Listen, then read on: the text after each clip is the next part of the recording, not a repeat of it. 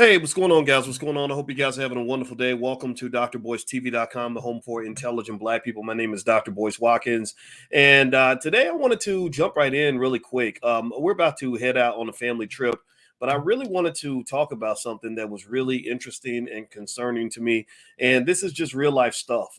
As you guys know, my background's in finance and money, but I like to look at real life examples where wealth gets lost. Areas that might hit your blind spots, areas that people, especially these young guys that are out here, may not notice in terms of things that have a direct impact on your wealth. And so anyway, as I get started, shout out the city you're from. Please hit the thumbs up button. What's up on Instagram? My Instagram is the real Boyce Watkins. So how many of you, give me a yes or no, how many of you knew about what was going on with Zion Williamson, the star of the New Orleans Pelicans? Anybody know? Give me a yes if you have been following this interesting story. Apparently Zion linked up with a lady named Mariah Mills, and Mariah is apparently one of his many girlfriends, and Mariah happens to also be in the adult entertainment industry in a real nasty way, if you know what I mean. She is a what they might call a city girl, and she makes money basically offering her body on film in various shall we say, degrading scenarios. And so anyway, Zion decided to do the right thing, apparently, I don't know, and to go public with one of his relationships with a woman that is going to have his child. Well, that's when Mariah got upset. Mariah decided to go ballistic, and she ended up kind of basically exposing him, by basically saying, we were sleeping together yesterday, and you better pay up. And then she started saying things on Twitter like she's going to release a tape of the two of them, doing the nasty. And she actually said that the Pelicans should trade him. She literally said this on Twitter, that the Pelicans should trade him because I'm about to release this tape and blah, blah, blah, blah, blah. Now, I couldn't help but to jump into this conversation for a couple of reasons. One, I really just think that you really got to talk to your sons about what's happening with some of the women. A lot of men grow up mistakenly believing that men are the only predators that are out here. A lot of men grow up thinking that they're the ones who are doing the chasing, that women are the ones being chased, so that the men become the predators and women become the prey. And that's just not true. That is so untrue. Women today are very, very strong. There are women out here that are super aggressive. There are women out there that will, really, really, really be very strategic and manipulative and very harmful to you. And this is especially true when you have something to lose. This is especially true when you do what I see so many men do. I see so many men do this where they get lots of money, lots of power. All the girls like you. When I started making money, I suddenly became really handsome. And I noticed that. But because I'm a professor, I think about things carefully. So Zion dunks basketballs for a living. I can dunk with my brain, right? So he's a great athlete. I'm a great thinker. So the same way he plays basketball at a high level, I think at a high level. So the best thing that my brain ever gave me was the ability to engage in some degree of discernment. So when I was single and before I met my wife, and I would meet women, I could pretty much kind of take my time and spot out what was really going on 9 times out of 10. And even then, it's still difficult. It's very difficult because Black women are so pretty. Y'all can be just so amazing. And what's interesting is that even the weird freaky girls, even the dirty girls can be can come off like little sweet little innocent things. And the reality though is that when you listen to one of the people I really appreciate the most, and I brought her up today. I did an interview with Tasha K today, and I mentioned the Cardi B. And as you know, Tasha and Cardi B kind of went back and forth. But one of the things I would say that Cardi B did for the world, like a gift she gave to you, was when she talked about openly talked about how she and her friends used to get together and drug men and rob them. Does anybody remember that? Anybody remember when Cardi talked about that? And then they actually make movies about that, about women that will drug men and take their money and all that. And they act like that's okay. They act like that's like a Robin Hood, like, okay, we're robbing from the rich to give to the poor. Like there's some sort of noble gesture, and it's not noble. It's horrible. It's terrible, right? And the thing about it is that there are lots of men who are victims of various crimes who don't report those crimes because they're embarrassed. As a man, you don't want to call yourself a victim. It doesn't feel good, and nobody believes you. People laugh at you.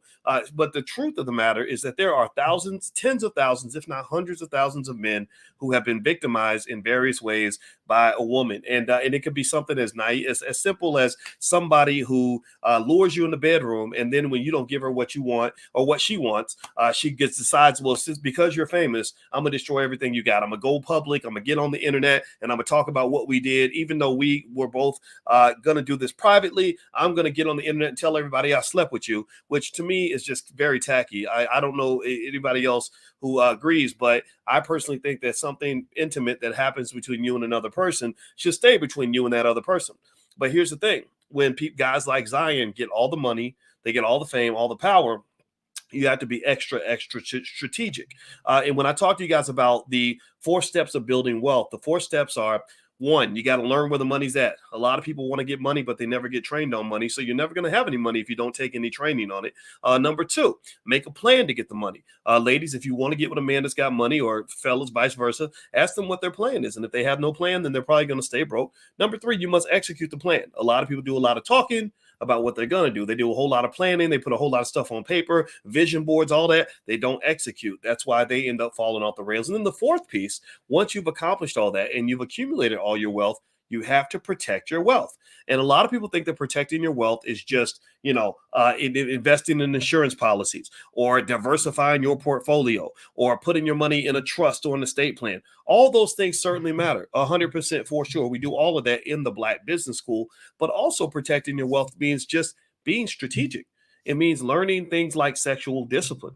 The thing about Zion that concerns me is that Zion reminds me of the 4 things that destroy a man. The 4 vices that can take a man down are sex, drugs, alcohol, or gambling. Any of those 4 things, if you do those things out of moderation, you're going to lose. You're at risk of losing everything. And so when I see a man who is sleeping with a woman, a very pretty woman, by the way, I mean, she's absolutely gorgeous. But, when I see a woman like that, unfortunately, I see a person who's maybe slept with probably thousands of men because she makes money doing this. This is her job. She's a hustler. She's also a person who makes money from her body. The poor thing. I mean, that's what she chose to do, right? So I see a person who maybe has some health issues. I'm sure that you can get infected with those problems. I'm talking about STDs.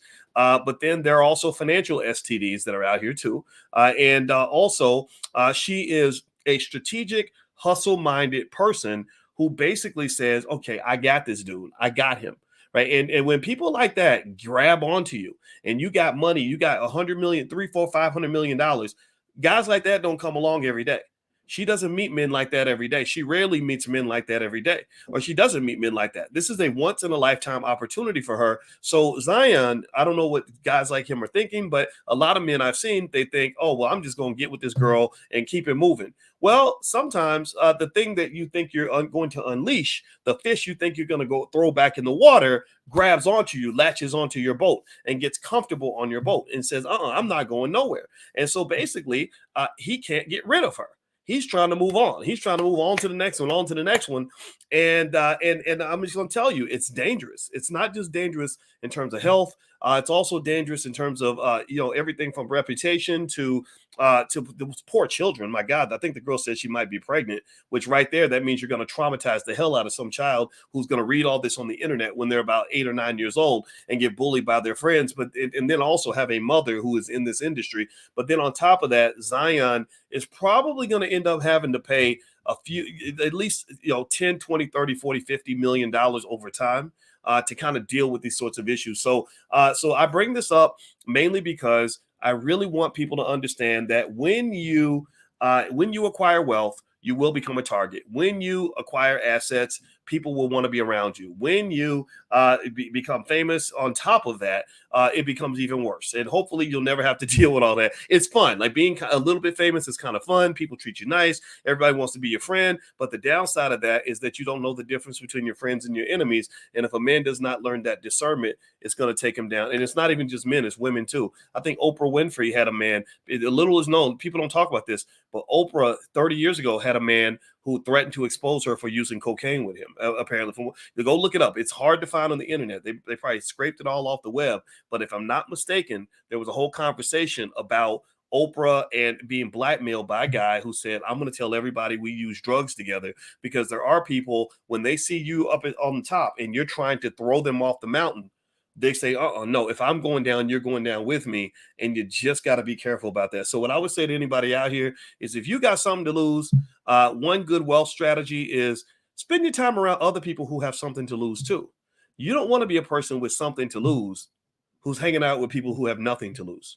There was a Black Mirror episode about that. If you watch Black Mirror, you'll see there was one part where there was a guy who had nothing to lose, and the other guy had everything to lose. And he said, well, if I can't have nothing, you can't have nothing either. And then it all ended in tragedy. So if you watch Black Mirror, you know what I'm talking about. If not, that's okay. Just understand that if you have something to lose, try to only be close with people that also have something to lose, because that means that if you and I get together and I decide that I'm gonna do something special with you, you decide you're gonna do something special with me, and I got something to lose and you got something to lose, then that way we have what is called referred to a nuclear arms strategy. They refer to this as mutually assured destruction. So that means that if I launch on you and I go off on you, well, you might go off on me, and then we both lose, and neither one of us wants that. So what we end up doing is doing what grown-ups are supposed to do, which is not kiss and tell. I don't know where this culture came from of I'm going to get online and somehow it's seen as heroic to tell everybody who you slept with or what they did, like as if a man having sex is some sort of a crime. There's no crime in somebody sleeping with you. So seriously, people like that should be shamed. Like, why the hell are you telling me who you slept with? That was what you did. That's between you and that man, or you and that woman. You know, if I was out here saying, yeah, well, I slept with her and I slept with her, and let me tell you what she does in the bedroom, that would be tacky as hell. And I think that it's also tacky when it's being done by a man or woman. And also, I would say to anybody who's trying to build wealth, whatever you do in the bedroom, whatever you do with your private life, take time to understand that that sexual temptation is one of the great things that has destroyed many successful people over the years, male and female. I've seen women link up with the wrong men because they were hungry for love or maybe sex, and that man ends up being a lunatic who ends up killing them or destroying everything they got. I know a lady like that who literally is dead now. She died this year because her crazy boyfriend killed her, and she was making $6 million a year. And then I've seen men go down because they also,